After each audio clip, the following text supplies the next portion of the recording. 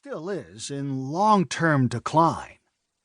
Alternative forms of entertainment, sporting events, TV, and video games were casting a growing shadow.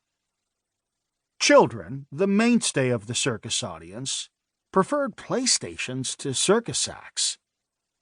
There was also rising sentiment fueled by animal rights groups against the use of animals, traditionally an integral part of the circus. On the supply side, the star performers that Ringling and other circuses relied on to draw in the crowds could often name their own terms. As a result, the industry was hit by steadily decreasing audiences and increasing costs. What's more, any new entrant to this business world would be competing against a formidable incumbent that for most of the last century had set the industry standard. How did Cirque profitably increase revenues by a factor of 22 over the last 10 years in such an unattractive environment? The tagline for one of the first Cirque productions is revealing. We reinvent the circus.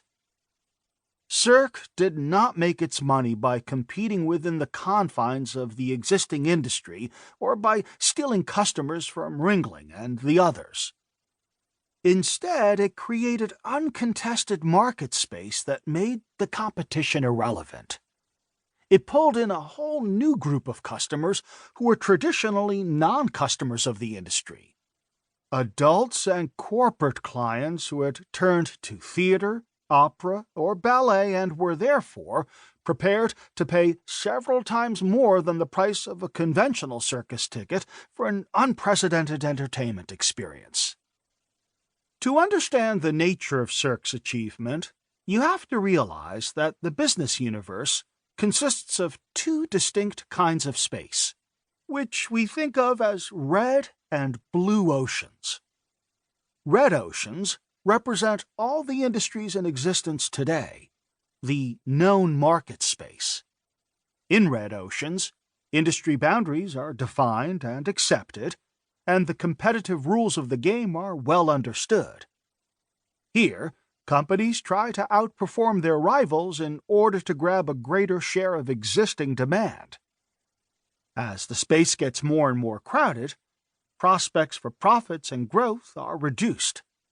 Products turn into commodities, and increasing competition turns the water bloody.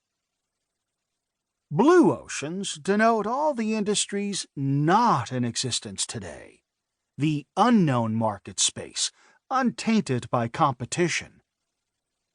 In blue oceans, demand is created rather than fought over. There is ample opportunity for growth that is both profitable and rapid. There are two ways to create blue oceans.